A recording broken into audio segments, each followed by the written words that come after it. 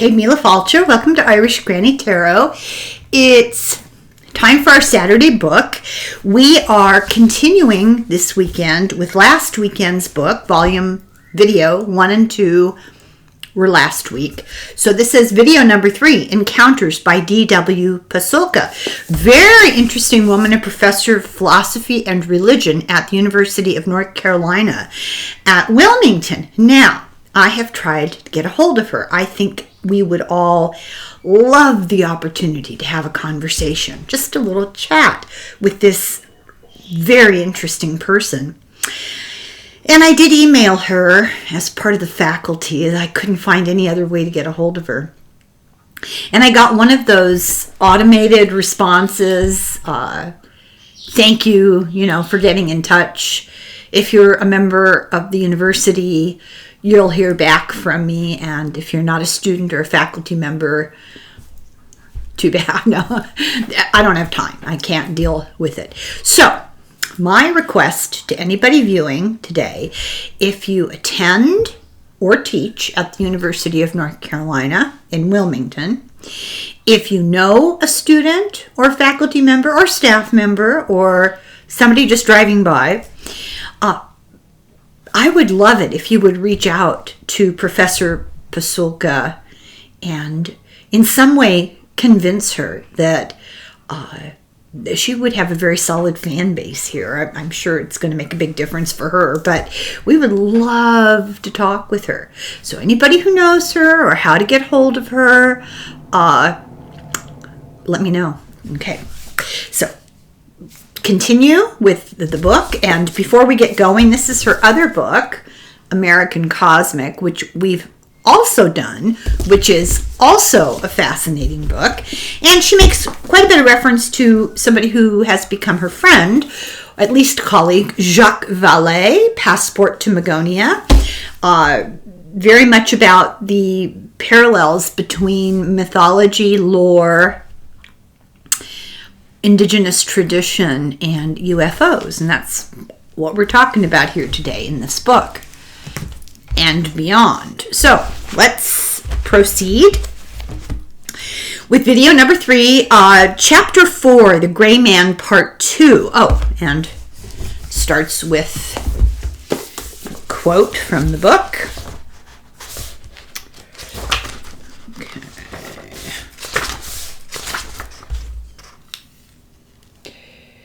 This is by Kary Mullis, and I think, if you recollect, we mentioned him last week. Scientist, surfer. Interesting guy. I bought his book used. I haven't had time to read it yet. It's kind of on my ever-growing list. So, this is what he had to say. Some people have experiences that are so strange they attribute them to alien intervention of some kind. Close encounters of the first kind, second kind, third kind, etc., as though alien intervention would always fall into certain categories. I had one of those experiences myself, he says. To say it was aliens is to assume a lot, but to say it was weird is to understate it. It was extraordinarily weird.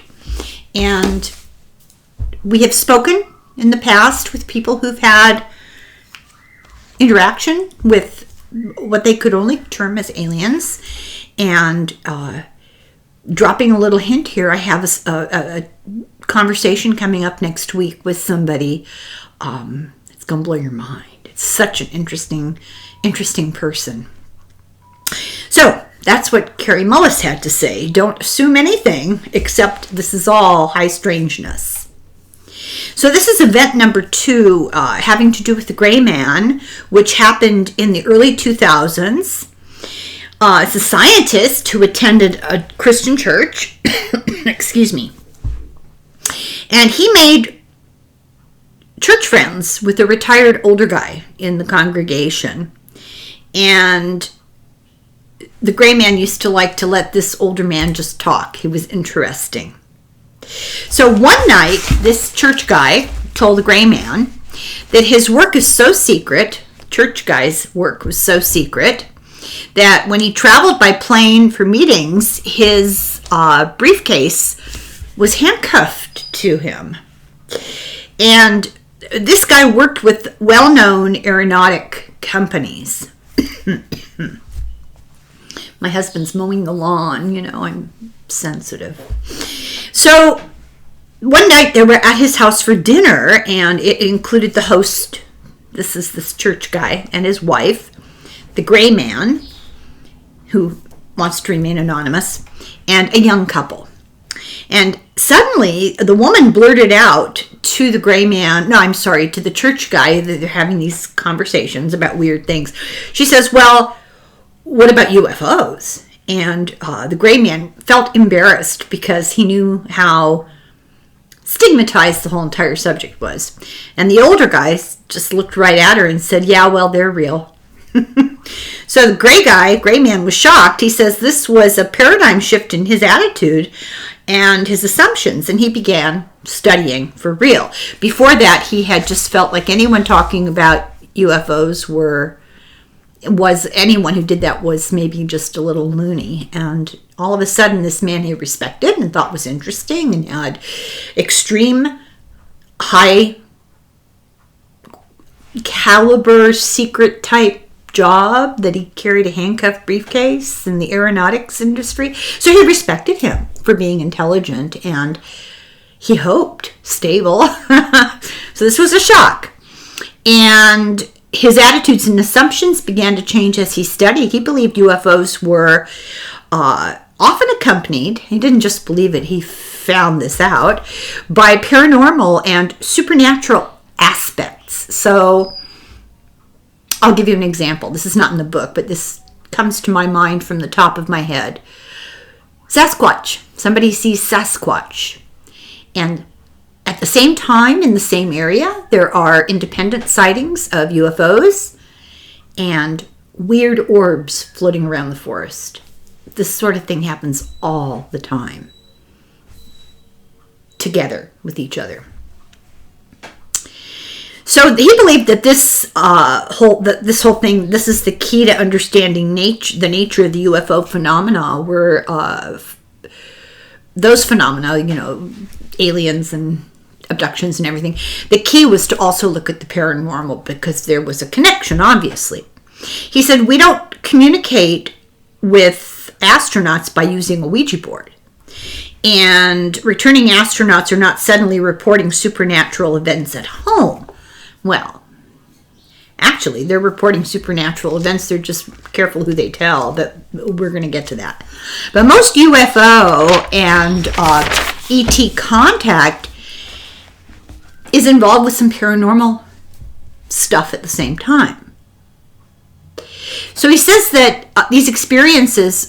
none of these experiences is particularly extraterrestrial, like beyond the earth in another physical 3D place, from another physical 3D place. These phenomena are all, he believes, spiritual.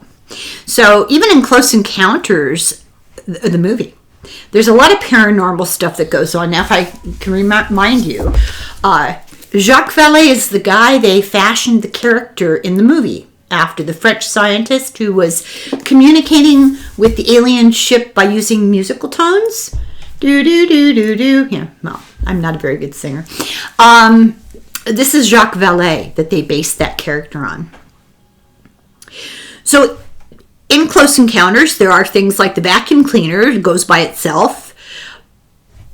Mechanical stuff turns itself off and on. The main character, I think it was Richard Dreyfuss, if I remember. It's been a very long time. He has dreams, these sort of precognitive-ish dreams. And then he wakes up and starts making sculptures of what he's dreamed of, and they're the Devil's Tower, and the Devil's Tower is the place that's associated with the UFO activity. Sorry to spoil the movie.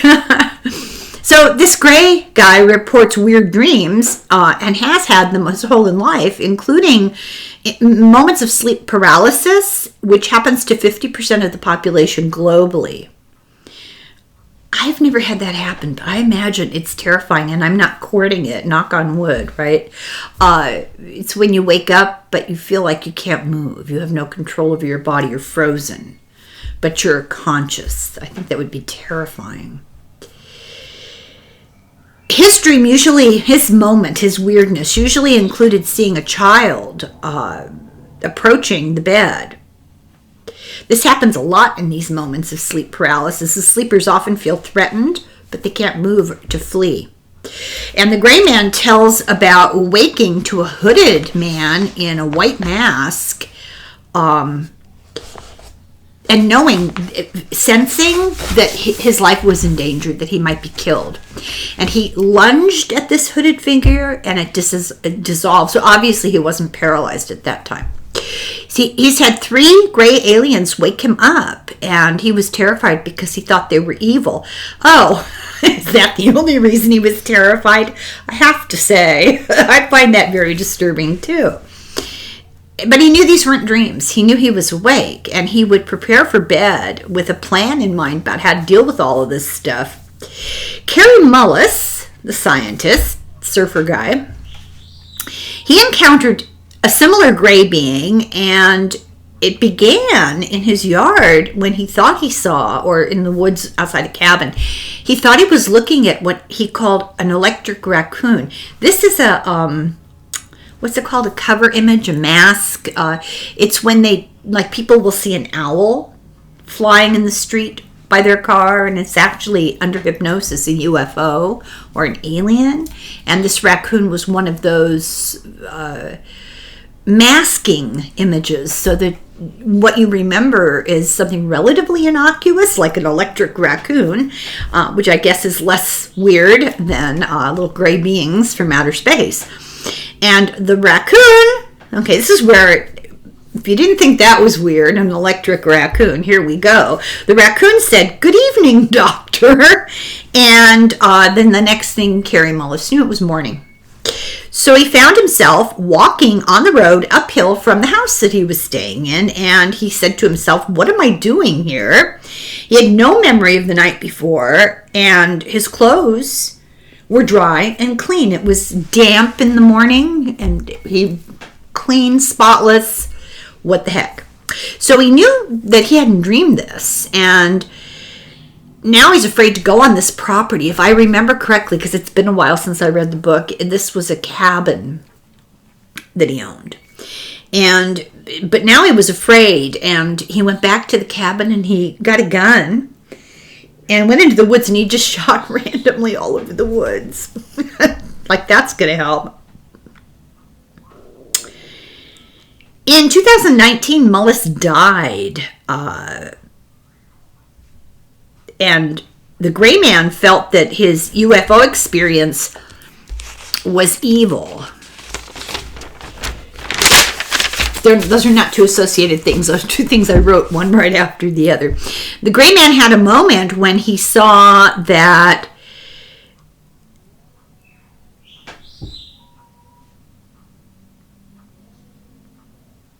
that he saw some sort of poltergeist activity at his house.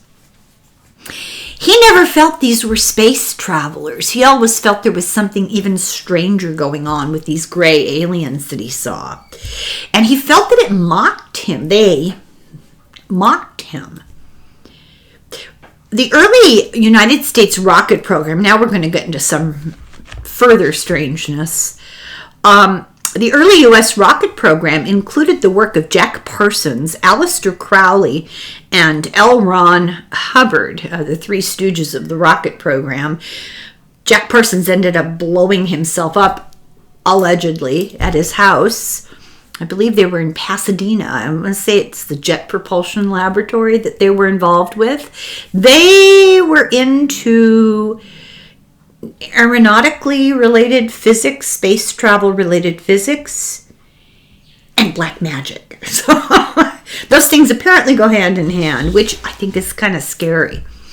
So they used satanic rituals, ritual magic to contact what they said were ETs, and they used sex magic and the rituals of Thelema. That's a capital Thelema. I should do a video about that. It's very odd, kind of a cult. So the gray man thinks that Parsons' rituals worked. He thinks there was something to all of this. There was something going on. He asks, why would a guy involved in cutting-edge science and engineering, working with the government, be tolerated when he was engaging in all this weird stuff? And they knew it, and he had never had a psychological or psychiatric evaluation ever under the auspices of his job. It does not make sense. And I would agree. They are so careful how they vet personalities and behavior of the people involved in NASA, for example. That you notice most of them are former pilots. They go through years of behavioral personality studies. They want to be sure they're stable. They want to be sure they have the right kind of personality to act under pressure and danger. They have to have real low adrenaline stores. They have to be steady-handed, cool under pressure. It's a type, and they're not going to have somebody continue in the space program who's a little flaky and a little unreliable and maybe excitable or has panic attack, or performs black magic. They're satanic rituals. They're not going to put up with that. And if they do, something's up. And the author says even Werner von Braun gave credit to Parsons for being a person who was a genius in off-planet travel. I wonder what he meant by that. Von Braun was weird too, according to the author. During World War II, the Germans had concentration camps to experiment with using von Braun's ideas. One was called the Mittelwerk, and they turned his technology that he invented into weapons for the Nazis. And they worked with slave labor, and they worked them to death. They didn't have to worry about things like radiation poisoning and chemicals and things exploding, rockets exploding and killing their workers, because they were camp prisoners. So he was traded. Russia and the United States divvied up the Nazi scientists, and Russia took the ones they wanted. The United States took the ones they wanted. Russia executed the ones they didn't use. The United States put them in the NASA program, allegedly. And Werner von Braun, who was a Nazi, there's no argument, it's historical fact, he ended up being in charge of NASA and the space program. And this program of trading back and forth Nazi scientists and getting them into the space programs of both countries, Operation Paperclip. It's absolutely a legitimate thing. This is not a conspiracy theory. This is not, gossip. Historical fact. More people died building von Braun's rockets than ever were killed by using von Braun's rockets. Either these eccentric geniuses were doing these weird ritual things because they worked, or the people who were some of the best problem solvers on the planet with a high degree of critical thinking, advanced mathematical skills, and physics knowledge were all delusional and irrational. Seems like it was one or the other. These most advanced secret programs were hugely expensive and hugely consequential and dangerous for national security, for global safety, for human exploration, etc., etc. The people involved in them had to be rational and they had to be trusted. The weird rituals that they were doing seemed to have some effect, because their lives were really strange. I should do a thing on Jack Parsons and L. Ron Hubbard. Well, L. Ron Hubbard, I don't dare talk about him. Look him up. You'll see what he's associated with, and you'll know why I don't dare. But Jack Parsons, Looney Tunes, the stuff that they were working with seemed to work for them because they continued to do it and continued to have all kinds of chaos and weirdness around them. Where was this coming from? Where was this energy they were working with coming from? It seemed dangerous to be toying with it. Von Braun, after his encounter with them and the space program and the Nazis, ended his life converting and becoming a serious heavy-duty Christian, hedging his bets. Within the subset of UFO researchers, this was a group that existed, and some other people in the program would agree that UFOs are some sort of demonic force. I'm not advocating anything. I have no clue. Nobody has told me anything. I don't know. I'm not telling you should believe that. I'm just saying, making the observation that there are people, serious scientists, people in charge of government programs, who think, okay, we got demons out here. Nick Redfern, who was the English Ministry of Defense UFO office guy for a long time, says that some people in government thwart UFO research because they believe it's demonic. And Nick Redfern is about as deadpan serious as they come. He's all over documentaries, YouTube, Gaia TV. Look him up. Interesting guy. Then there's this group called the Invisible College, a group of scientists who got together as a secret group with Hynek, Dr. Hynek, to study UFOs in the 50s, and they're still at it. They're still secret. The Invisible College, and they are very religious. Some practice serious devotions to maintain an alignment of their souls with God. And they will tell you that. That part is not a secret.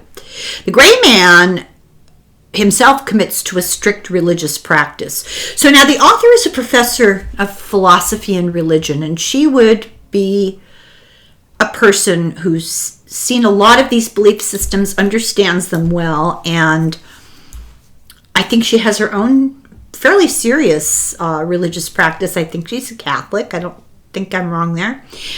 And she's remarking on this. This is remarkable in the world of science to see this sort of really avid, overt, emphatic religiosity around protection, religious protection being used. So this next part of the book talks about UFOs and religion from the perspective of information technology. So 3 things that I don't really understand. This should be good.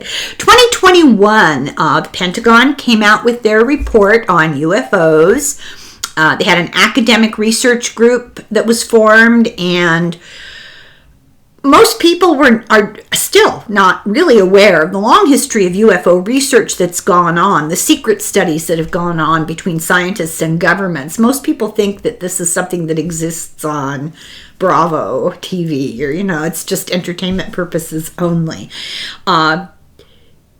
People who've seen them, you don't need to convince them, but they don't want to talk about it because there's so much social scorn. But here we have these really serious, high-level scientists and governments and people with top clearances, security clearances, who are doing serious studies of all of this. There are new groups that are still looking from a framework of traditional physics. They're looking at the craft as a 3-dimensional object. They're trying to figure out, it's obviously not Newtonian physics these things are using, and they're studying it from that frame of reference. And often the supernatural and the paranormal aspects are still ignored, like Carrie Mullis was talking about, like the greyman is talking about. Lots of paranormal stuff going on here in within the context of UFO experience. Now, Jacques Vallée is one of the very earliest advocates of looking at all of this through the lens of religion and technology. And I remember when I first read this point of view from him, it did not resonate with me. I had a hard time accepting what he was trying to put forward because my understanding of technology was in the negative zone. Now I'm hovering around 0, but I know a little bit more about it, and I now kind of understand what he's trying to get at. And this book tries to get at beyond that point. He extracted archetypes and from mythology, religion, the past, history, cultures, and he saw that they coincided with things like the fairy faith of Celtic countries, with stories of religious miracles, mystical experiences, and the cultural beliefs of other places. He's coming from, Western European context. So Aboriginal, Native American, South Pacific Island, indigenous people of Latin America and Asia. We're getting into Paul Wallace territory here. So he saw that these other cultural beliefs and entities coincide with archetypes, with physical and psychological aspects, and with UFO ET stories. There's a commonality here. Many experiencers do have supernatural and paranormal events with the ET sightings. Things like, here are some of the things they experience that are defined as paranormal. Distortions of time. Like all of a sudden they've lost time. All of a sudden they feel like they've done something for 3 or 4 hours and they realize only 2 minutes have passed. Sleep paralysis. The sense of a divine or evil entity. They'll have meaningful coincidences, synchronicities, communicating to them, or observing these aliens just walking through solid objects, teleporting, levitating. Distortions of distance. 1 minute they're here, and the next minute they're up there. Vale combined technology with reports to look at the effect on personal and larger cultural belief systems. He started to really study this in depth. Supernatural entities, supernatural events were involved. You can't put them under a microscope. How do you study them? Hard science can't explain most of it. There's no objective proof because proof assumes, that there's something three-dimensional, that they're material, that they're from our material reality. But there's reason to believe that, no, it's not true either. Vale used technological systems, tools, approaches, and match them up with the reports that they got. So, for example, radar blips from missile bases where, the silos where everything got turned off by a UFO seen overhead. But the UFO wasn't just seen overhead, it was seen on the radar. And it wasn't any known military or commercial plane or helicopter. I mean, they didn't know what it was. There wasn't supposed to be anything human up there. And he began to see a pattern, what he described as a pattern of input and response.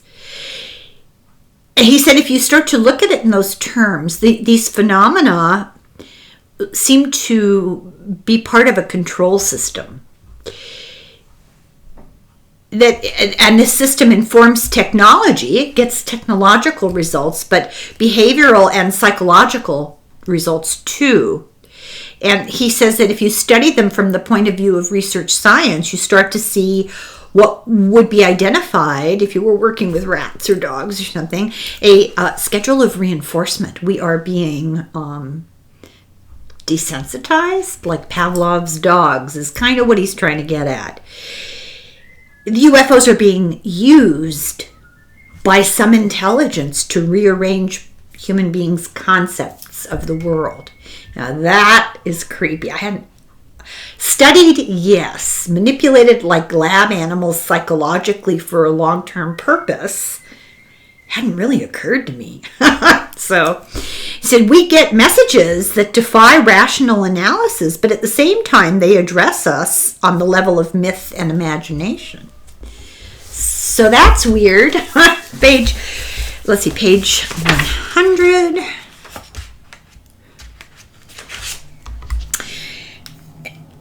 And Valet says, when I speak of a control system for planet Earth, I do not want my words to be misunderstood. Well, he's going to deny everything I just said. I do not mean that some higher order of beings has locked us inside the constraints of a space-bound jail, closely monitored by psychic entities we might call angels or demons. I do not propose to redefine God. What I do mean is that mythology rules at a level of our social reality over which normal political and intellectual action has no power. So these phenomena, these archetypes, transcend in more ways than one our everyday three-dimensional reality. There's something hardwired in us that responds to this, and they know it. That's what he's saying. New technology has been helpful. It lets us assess how the population reacts to input, and we can even predict our responses. Computers, right? And it lets us identify how modern vehicles for the transmission of myth influence behavior on a mass scale. So the author here met up with Greyman, who came to the United States. And because she was willing to meet with Greyman, the scientist who wanted to remain anonymous, Tyler, stopped cooperating with her. He had problems with this. They had worked together for 6 years with Dr. Gary Nolan.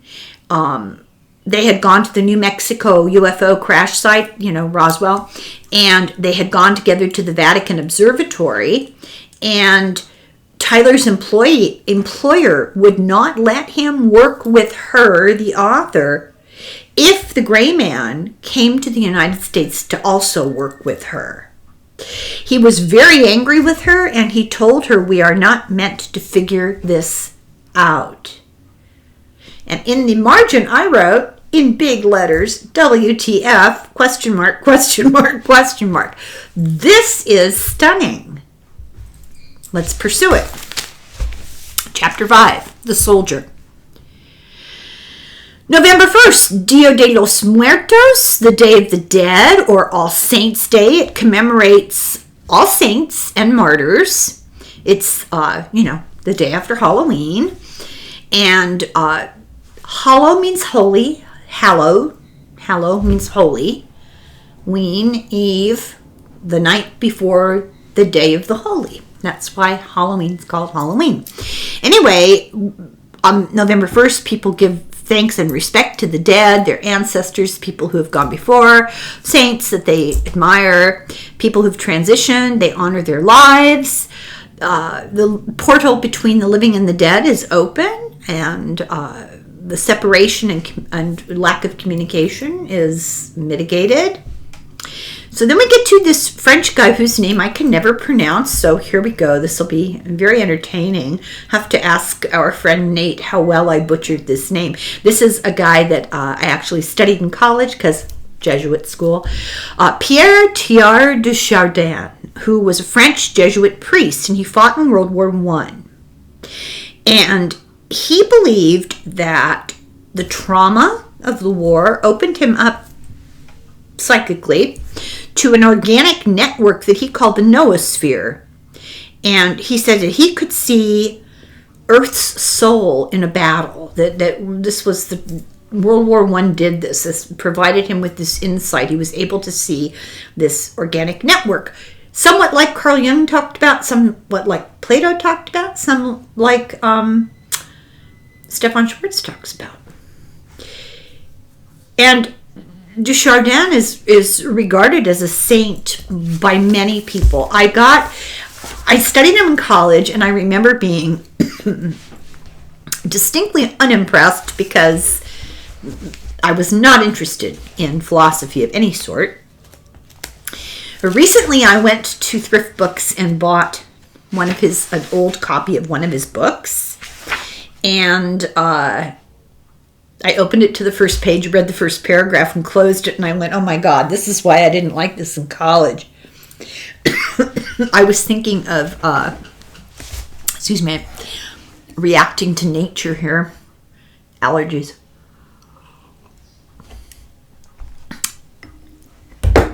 I was thinking of covering one of his books for a Saturday book. I think I'll spare you the pain. Anyway.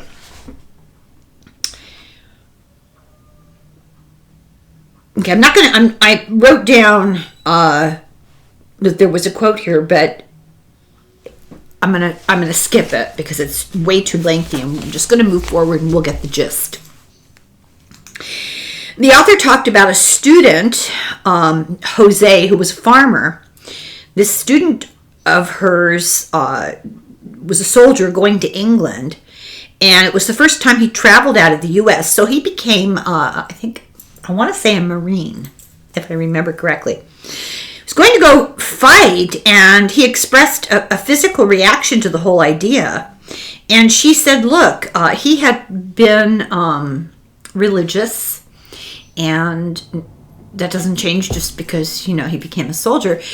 And he revered Desjardins. And she told him, look, call upon Desjardins on the Dia de los Muertos, November 1st, and ask for his intercession.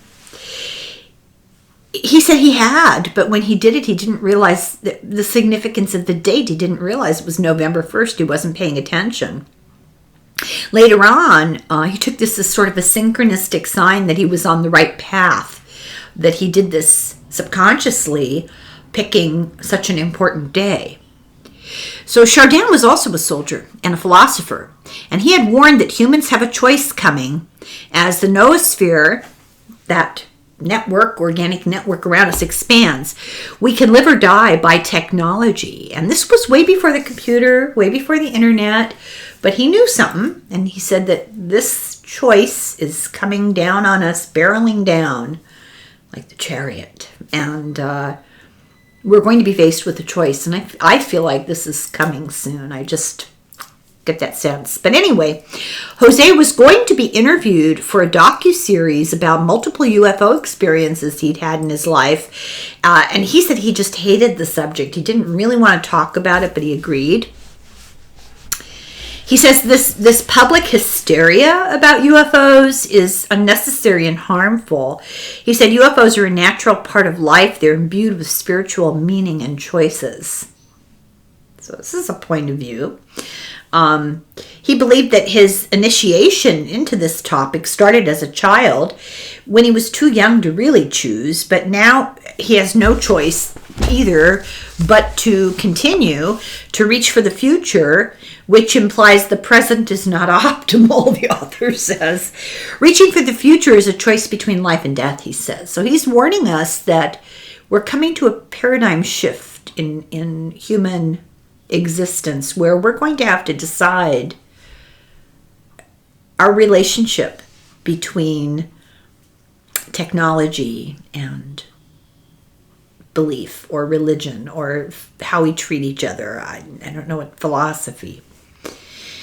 So this is a reality for veterans like Jose, and the second leading cause of death in them is at their own hands, because they come back from their experiences as soldiers with this existential stuff going on in their head.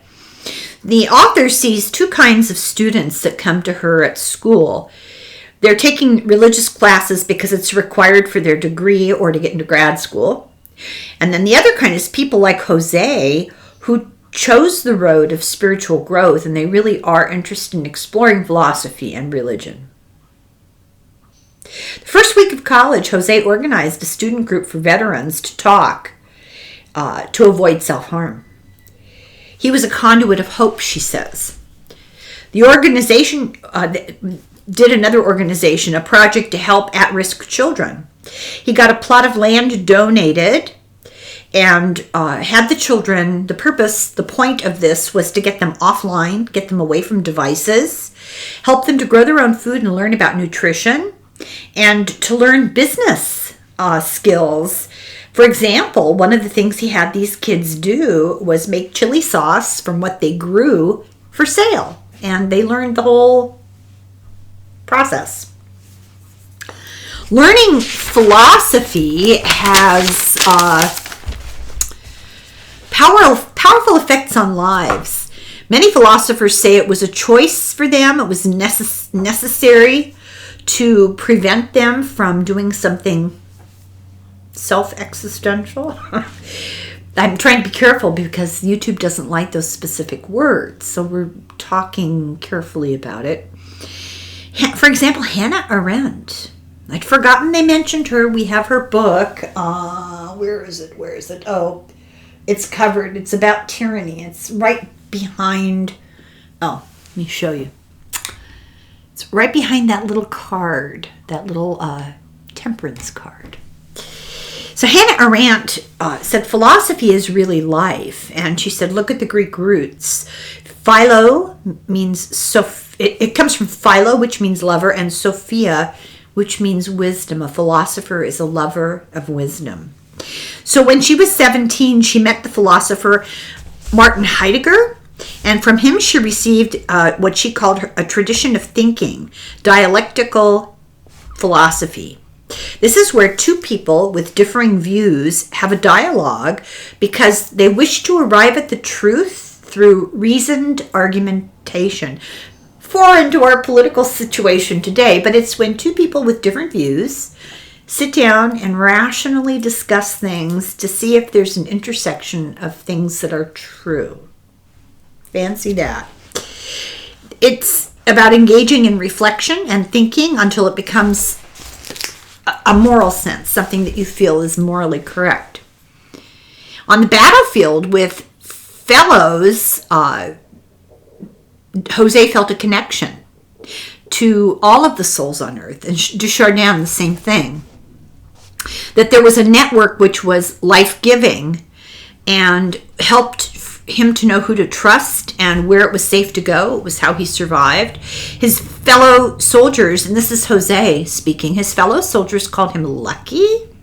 And he says that he wasn't lucky. He listened to the network which kept him alive. He was getting information from the field. So his view of today is we are all targets and a soldier and soldiers in a war of which most people are unaware. I think that's that tension that many people feel. People who are sensitive are feeling this more and more. He's validating that. He rejects hopelessness. He says we can see from our past that we can learn and we can correct our course and we can continue. It just depends on our free will and our determination to do that.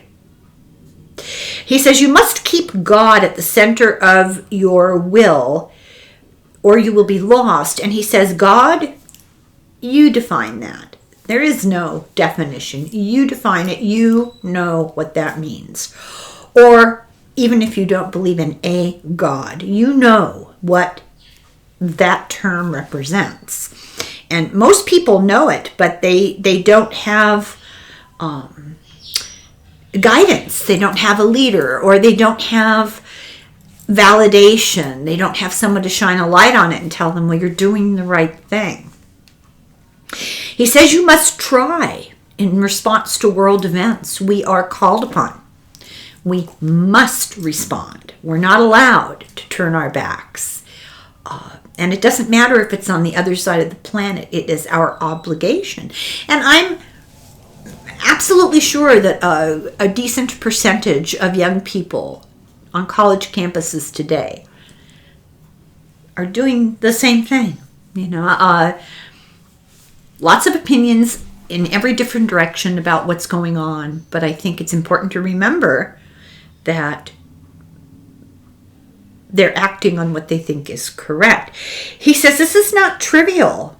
He said our personal attempts, our small personal attempts are the answer. So here's a guy who's a former soldier, an ET experiencer, and he's been led from those ET experiences and the existential experience of war to become a student of philosophy and religion, and coming to the same conclusion as, Stefan Schwartz, that what really matters are those little, as he put it, quotidian decisions you make every day. Will I decide for the greater well-being of the world and out of love and compassion? Or will I make a selfish, negative decision? And simplest things. He says commitment, you have to absolutely commit to a cause, and it requires one to be a leader, because once you commit, people see you, you become a role model, and you become subject to the burden of a command that requires great personal sacrifice. You can't be a weekend warrior in a war, he says, and this is a struggle. This is some sort of existential struggle. And I'm really excited about our guest coming up in a few days, because just trust me on this. Stay tuned. So part of the battle, he says, is things like defeating racism. Battlefield, he says, is a space that exists, if you must put it in those terms, because time and space have no meaning. But a battlefield is the space of equality and enlightenment. That's the real battlefield. And when he first told the author this, Jose, she said it made her nauseous because she's a pacifist and believes that war is never acceptable. But here we are, and belief has nothing to do with the true reality. And, okay. So event number 1, El Demonio in San Antonio, Texas. Jose's father was a handyman, and he was kidnapped by, gang guys, and given a choice, kill or be killed, work for La M, which is the Mexican mafia, or die. And he chose life. His family lived in the center of La M territory in San Antonio. Jose was born at the beginning of the deadliest decade of this gang activity. It became known as Drive-By City. There was such a surge in gang activity. His family apartment was one room and a bathroom, and the floor was gray cement. The family put a mattress on the floor for everyone all night long, and they did it under a window to avoid bullets coming in through the windows from the neighborhood. He huddled together with his mother and 2 sisters. He said when he was 3, he dealt with El Dominio Negro, the black demon. He woke at night, and he couldn't make a sound to get help. It was like paralysis. He saw a black figure at the end of the mattress with glowing eyes that grabbed his feet, but it had trouble getting him. Jose felt paralyzed. This thing kept shape-shifting, but couldn't manifest enough physicality to move Jose. Jose passed out in fear, and in the morning, he told nobody. He was only 3 years old. He told nobody. Event number 2, Los Demonios, an orange orb in Artesia, New Mexico. So he said his parents argued often around his father's gang activity. One day, 2 guys from the gang came with his father in a large plastic bag. They sat for hours in the house, made his father sit. They just sat in silence, and then they left. Years later, Jose learned that there were body parts in the bag. After this, he said his dad wanted to leave the gang. He got a pastor in New Mexico to, he secretly talked to this pastor who very publicly reached out to him. So the whole community knew that his father had been offered this job in New Mexico, and he was able to leave the neighborhood, and this changed his father's life. It worked. The family relocated and he completely broke from the criminal life. His dad got really, really religious. Jose said he himself had a knowing when he was about 7 years old, which, the age of reason, isn't that interesting? He began to pray for courage and wisdom, and he would get random revelations, knowing things, and felt protected in the process. For example, he knew his mother was going to die of cancer, but he also knew that when she died, he would be okay, that he would survive it. Didn't tell anybody. Because his family was super religious, charismatic, he saw people speaking in tongues and appearing possessed. He saw the pastor driving out demons, and he saw what he considered an entirely other reality, demonios who intend to harm you. On a drive in the desert, the family saw an orb over the desert, and it actually came at them and shot through their car, just through their car. He regularly experienced aerial phenomena. Let's see what I've got going on here. Okay. He showed the author a photo on his phone, and he took pictures of clouds that were pink in the photograph with the cartoon of a jet in every shot, like the jet was always in the same place as time went by. I don't know. Apparently it was a really strange photograph with something in it that shouldn't have been there. He would have thought to look in the sky. Oh, he would have a thought, look up, look at the sky. And he would see an orb or a UFO. There was some kind of connection between knowing and seeing these phenomena. He was reluctant to talk about how often he sees these things. He wouldn't even tell the author. She says the government, since the 40s, has been debunking all of this, Project Blue Book, then stigmatizing experiencers, viewers, and put off any kind of serious research. And she says if you ignore the media BS, you quickly see that UFO sightings are frequent and often associated with paranormal and what might be called religious experiences. People who have ongoing UFO experiences have spiritual and psychological experiences too. Jose says it's not like with the media, and it's not like with the military's official point of view. It's more about how they make you feel. This is a spiritual thing. It's not like you're necessarily looking at spaceships from another planet, although it might be. But he says this is something more. There's another component. 3 days after his mother's death, Los Demonios Negros appeared to him. He woke in terror. He fought being pulled out of his mattress. He passed out again. He woke and called his dad. His father came over and brought him holy water. And I'm assuming he was an adult at this point. He's living independently of his father. And his father brought holy water over, holy oil. It said sacramentals. These are things that have been blessed. It's like saging something, right? And his dad said they won't be back. And this oil is used against forces of evil. He calls this sort of spiritual warfare that's being waged today. The devils, he says, are weapons. We all know what that is. And the internet. He believes there's two internets. There's the internet and the organic net. The UFO is one aspect of ongoing reality. Says these are real.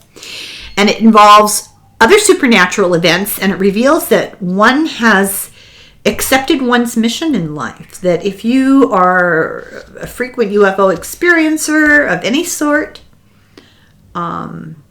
probably see some paranormal stuff, and this is validation of your ability to see it, means you're evolving. I'm going to stop here, just shortly under an hour long, because we're at the end of the chapter, and some of these chapters run long and they're complicated. I don't want to interrupt them in the middle. So this is the end of video number 3, and we'll start video number 4 here in a minute. And I hope you're enjoying this. This book kind of builds on itself. She keeps meeting these different people who are giving her information that coincide with each other. It's very, very interesting, very different, very odd. Okay, I will be back. Thank you very much for watching. Sounded like everyone was enjoying this from last weekend, so fingers crossed you still are. And I'll remind you again, I have a guest coming in the midweek who I do believe it'll blow your mind. So, Slongafoil, Slanja.